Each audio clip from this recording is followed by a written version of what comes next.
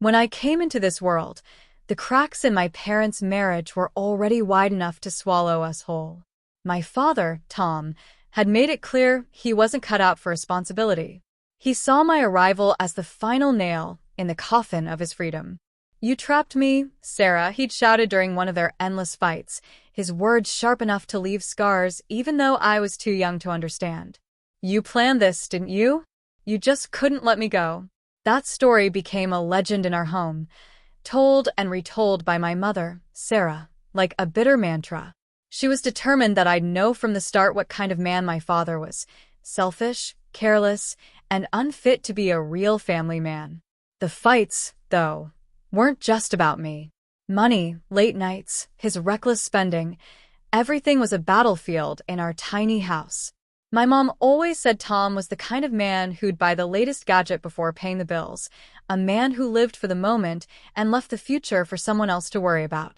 By the time I turned 5, their marriage had disintegrated entirely. The divorce was inevitable, and Dad's exit was as abrupt as it was complete. No goodbyes, no forwarding address, and certainly no child support. He didn't just leave the family, he erased himself from it. But his absence left a void, a constant shadow in our lives that my mom filled with bitterness. "Your father was a coward, Nicole," she'd tell me whenever I asked about him. Her voice was hard, her eyes colder than I thought a mother's should ever be. A real man doesn't walk out on his child. Over time, I stopped asking. I learned that bringing him up only made the walls of our home feel even smaller. Mom channeled all her anger into survival, though it often felt like that anger was aimed at me. Her patience was worn thin, and I often felt more like an obligation than a child. The warmth that should have made up for my father's absence was missing. Home wasn't a refuge. It was a place where silence could cut deeper than words. Even then, I didn't fully understand how much of that bitterness would shape both of our lives. If there was a single lifeline connecting me to my father's family, it was Grandma Elanor. She was a formidable woman, sharp-tongued and always impeccably dressed, but beneath her stern exterior lay a heart that pulsed with love she saved especially for me. Her house, with its old oak furniture and walls covered in faded photographs, felt like stepping into another world, one where the echoes of my parents' fights couldn't reach me. It became my safe haven, a place where I could escape Mom's simmering bitterness and lose myself in Grandma's stories. "Oh, Nicole," she'd say with a wistful smile, brushing my hair with her soft, wrinkled hands, "you look just like your father when he was your age. Those same mischievous eyes." She'd pause, the smile faltering just slightly. "He was a dreamer, you know. Always had his head in the clouds. Too much for his own good." These moments with Grandma Elanor were like stolen treasures, small glimpses into the father I couldn't remember and the life he had before he disappeared. She never sugarcoated his flaws, his irresponsibility, his impulsiveness, but she also spoke of him with a tenderness that I never heard from my mom. My mom and Grandma Elanor had their own tangled history. Mom blamed her for Dad's shortcomings, often muttering things like, "She spoiled him rotten," when she thought I couldn't hear. Grandma, on the other hand, saw my mother as cold and demanding, the reason her son had lost his way. Their relationship was a battlefield I learned to navigate early. When Mom dropped me off at Grandma's house, she wouldn't even come inside, barely muttering a polite goodbye before speeding off. I'd watch her retreating car and feel a strange mixture of relief and guilt. Inside, Grandma would wrap me in a warm hug, as if trying to erase the chill Mom left behind. "Don't worry about her, sweetheart," she'd say, handing me a plate of cookies fresh from the oven. "She has her own troubles to deal with." Weekends at Grandma Eleanor's became the brightest part of my childhood. We'd bake together, work on puzzles, and sit on her worn velvet couch as she told me stories about my father, some happy, some bittersweet. She'd always end by saying, "No matter what, your father loved you. He just didn't know how to show it." Looking back, I think Grandma Elanor knew she couldn't fill the void my father left, but she gave me something just as precious, a sense of belonging. The call came on a rainy October afternoon, the kind of day where everything feels a little heavier. Mom's face had gone pale as she listened, her lips pressed tightly together. "Get your coat, Nicole," she said, her voice quieter than I'd ever heard it. "Grandma Elanor wants to see us. It's important." The drive to Grandma's house was tense and silent, broken only by the sound of windshield wipers battling the rain. Usually, Mom would drop me off at the curb and leave without a word. But this time, she parked and walked me to the door. That's when I knew something was wrong. When we entered, the sight of Grandma Elanor made my stomach twist. She was lying in bed, looking smaller and more fragile than I'd ever seen her. Papers were scattered on the bedside table, and her silver hair, usually styled so neatly, was unkempt. Yet when she saw us, her eyes lit up, and she smiled weakly.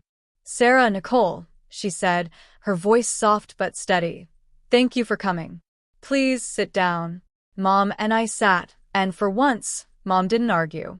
The room felt heavy with unspoken words, the kind of weight you only feel when time is running out. Standing quietly in the corner was Mr. Peterson, Grandma's lawyer, a somber presence who added to the gravity of the moment. "I'm not well," Grandma said, her voice breaking slightly. "And I need to make sure things are set in order." She looked at me with a kind of determination that made my chest ache. "Nicole, I've set up a college fund for you. It will cover your education, no matter where you choose to go." Mom stiffened beside me, her hands clenching in her lap. "Mother," she started, but Grandma held up a trembling hand. "It's already done, Sarah. Mr. Peterson will oversee everything. The money can only be accessed for Nicole's education, and when she turns 18, it will be hers to control." Mom's face twisted into something unreadable, shock, maybe, or resentment she couldn't quite hide. "You've thought of everything, haven't you?" she said, her voice clipped. "I've done what I can," Grandma replied, her gaze steady. "I want Nicole to have opportunities, to make her own choices." For the first time, Mom didn't argue. She simply sat there, quiet and tight-lipped. As for me, I didn't fully understand what was happening. All I knew was that Grandma Elanor had done something kind, something big. It wasn't until much later that I realized she had given me more than just a fund. She had given me a way out. When Mom first introduced Robert into our lives, I wasn't sure what to think. He seemed nice enough, a man with a steady job at a bank and a polite smile that never quite reached his eyes. But what really caught my attention was the news that came a few months later. Robert had a daughter, Ashley, who was my age. And they were moving in with us. The idea of having a sister filled me with a kind of cautious excitement. I imagined sleepovers in our shared room, whispered secrets late at night, and someone to finally make me feel less alone in our house. I decorated the room before she arrived, hanging up "Welcome, Ashley" signs and laying out some of my favorite books and toys to share. I wanted her to feel at home. But when Ashley walked through the door, her sharp hazel eyes swept over the room with barely a flicker of interest. "Dad, can I have my own room?" she asked, her voice flat but loud enough for me to hear. "I don't want to share." The words stung, but I brushed them off, determined to make things work. It didn't take long, though, for the reality of Ashley's presence to sink in. She wasn't just uninterested in being my sister. She seemed determined to erase my place in the family altogether. She'd curl up next to Mom on the couch during movie nights, cutting me out of the little moments that had once been mine. Within a week, she was calling Mom Mommy, and the glow on Mom's face every time she heard it made my stomach churn. "Mom, look at my drawing," I'd say, holding up something I was proud of. "In a minute, honey," she'd reply distractedly, her focus already on Ashley, who was showing off her latest art project or talking about her day. That minute never seemed to come. The favoritism wasn't just in the little things. Shopping trips ended with Ashley carrying bags of designer clothes, while my outfits came from the clearance rack. When it was announced that Ashley would be attending Riverside Prep, the expensive private school across town, I mustered the courage to ask if I could go too. "Lincoln Public suits you just fine," Mom said, not even looking up. "Ashley needs a more challenging environment. You're doing okay where you are." I wanted to scream, "What about me? Don't I deserve the same chances?" But I swallowed the words, retreating to the silence of my room. That's when I realized I wasn't gaining a sister. I was losing what little place I had left in my own family. When Ashley started at Riverside Prep, it was as if she had stepped into an entirely different world, one filled with tennis tournaments, AP classes, and weekend trips to ski lodges. The tuition alone was more than some people made in a year, but Mom and Robert insisted it was worth every penny.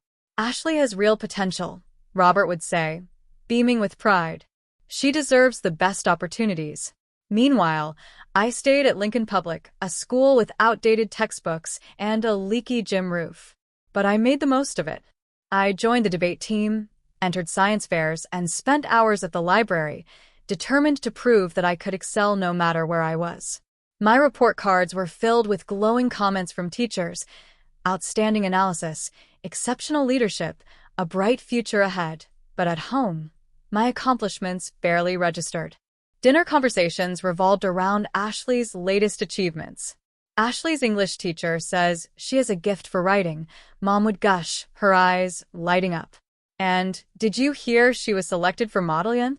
Robert would add, his voice swelling with pride. I'd sit there quietly, pushing peas around my plate, thinking about how my debate team had just won regionals or how I'd aced my latest chemistry exam. But what was the point of sharing? Their focus was always on Ashley. It wasn't just the achievements, it was everything. Ashley's wardrobe was filled with designer clothes, while mine came from clearance racks. When Ashley wanted to redecorate her room, Mom and Robert spared no expense, buying her new furniture and pastel wallpaper to match.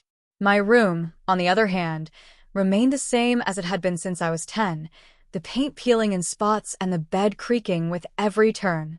The more they overlooked me, the more I pulled away. I stopped showing Mom my report cards, stopped telling her when I won awards, stopped hoping for any kind of recognition. Instead, I poured all my energy into my studies. Not for them, but for myself. If no one else saw my worth, then I would. I promised myself that one day, I'd leave this house and prove that success wasn't about privilege or favoritism, it was about determination. And I had plenty of that. The family meeting was called on a Tuesday evening, the kind of evening where you could feel something brewing even before a word was said. I walked into the living room to find Mom, Robert, and Ashley sitting stiffly. The air felt charged, like the moments before a thunderstorm. Sit down, Nicole, Mom said, her voice tight but trying to sound calm. I perched on the edge of the ottoman, glancing around. Ashley wouldn't meet my eyes, which only made the knot in my stomach tighten. As you know, Mom began, Ashley has been accepted to Princeton. It's her dream school. That's great, I said cautiously, unsure why this was a family meeting topic. The thing is, Robert cut in, her grades are good, but they're not enough for a full scholarship. And Princeton's tuition is substantial. I blinked, still not understanding where this was going. Mom leaned forward, her tone soft and almost rehearsed. Nicole, you're incredibly fortunate to have the college fund your grandmother set up for you. It's more than enough to cover your education, even with scholarships. We were hoping you'd consider sharing some of it with Ashley to help her attend Princeton. The words hit me like a slap. I stared at her, then at Robert, then at Ashley, who was staring intently at the carpet. You're asking me to give Ashley the money Grandma left for me? I asked slowly, disbelief creeping into my voice. Robert leaned back in his chair, crossing his arms. It's not just money, Nicole. It's family. Families support each other. But Grandma made it clear, I said firmly, my voice rising. The fund was for my education. She wanted me to have a future, to have choices. It's not about being selfish. It's about respecting her wishes. Mom's expression hardened, the softness gone in an instant. Don't you think Ashley deserves a future too? She's your sister. No, she's not, I said, the words spilling out before I could stop them. Ashley has had everything handed to her, while I've had to fight for every scrap of attention, every opportunity. And now you want to take the one thing Grandma gave me? No. Absolutely not. The room fell silent, except for Ashley's muffled sniffles. Mom's face twisted with anger. If you're going to be this selfish, then you can find somewhere else to live. You'll be 18 soon. You're an adult now. You're kicking me out? My voice broke, the betrayal cutting deeper than I thought possible. 2 weeks, she said coldly. You have 2 weeks to change your mind. Otherwise, you're on your own. I looked at her, at Robert, at Ashley, and realized in that moment I was already on my own. The night after the family meeting, I sat alone in my room, the ultimatum still ringing in my ears. My hands trembled as I picked up my phone and dialed a number I hadn't called in years. Mr. Peterson, Grandma Eleanor's lawyer, answered on the second ring. "Nicole, it's good to hear from you," he said warmly, his familiar voice immediately calming my nerves. I was expecting her call at some point. I explained everything. The demand for my college fund, Mom's ultimatum, and the impossible position I'd been put in. He listened quietly, and when I finished, he sighed deeply. "Nicole, your grandmother was a very wise woman," he said. "She suspected something like this might happen. That's why she made sure the fund was airtight. Legally, the money is yours and yours alone the moment you turn 18. No one can touch it." Relief washed over me, but it was short-lived. "But I don't know where to go," I admitted, my voice cracking. "Mom said I have to leave if I don't give in." Mr. Peterson's tone grew firm. "Then let's make a plan. First, focus on securing a place to stay. Do you know where you want to go to college?" "State University," I replied. "I've already been accepted, and I have a full scholarship." "Good," he said. "Find an apartment near campus. Many landlords will hold a place with a small deposit or a written agreement. I can help with that paperwork if needed. And don't worry about the rent. You'll have access to the fund on your birthday." With his guidance, I spent the next few days researching apartments near State University. After several phone calls, I found a tiny studio within walking distance of campus. The landlord, Mrs. Chun, agreed to hold it for me until my birthday with just a promise of payment. That part was easy. The hard part was preparing to leave. Late at night, when everyone else was asleep, I started packing. One box at a time, I condensed my life into cardboard, clothes, books, photos, and the few small treasures I called my own. I hid the boxes in the back of my closet, my movements quiet and deliberate. I didn't want anyone to notice. Each night, as I packed, I felt a strange mix of fear and resolve. Leaving the only home I'd ever known wasn't easy, but staying wasn't an option. I'd spent too many years being overlooked, pushed aside, and ignored. Now, for the first time, I was taking control of my own future. The morning of my 18th birthday came with an eerie calm. I woke up early, the house still and quiet, the way it always was before anyone else stirred. This was it, the day I would leave the home that had never truly felt like mine. Downstairs, Mom was waiting for me in the kitchen, her arms crossed and her expression as cold as I expected. "Well," she said, her voice sharp enough to cut through the silence. "Have you changed your mind?" I met her gaze, steady and calm. "No," I said simply. For a moment, she seemed thrown off by my composure, as if she'd expected me to beg or cry. When it became clear that I wouldn't, her face hardened. "Then you know what that means." "I do," I replied. And without another word, I turned and walked upstairs to collect my things. The boxes I'd packed in secret over the past week were stacked neatly in my closet.